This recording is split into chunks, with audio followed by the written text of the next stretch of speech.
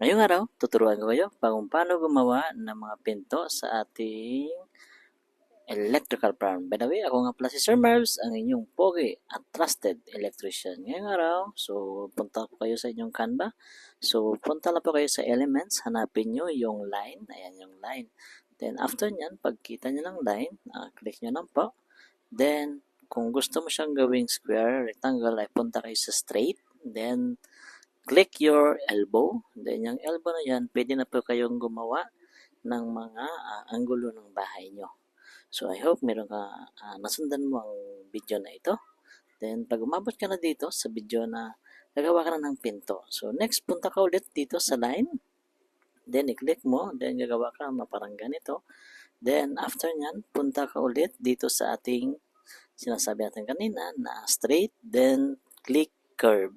Then, after nyan, yan, pwede ka na makagawa ng pinto ng inyong electrical fan. Thank you. I hope meron kang natutunan sa video na ito. Please follow, subscribe, and share. God bless mga kapoging electrician. Ako nga pala si Sir Marvs, ang inyong pogi at trusted electrician. God bless!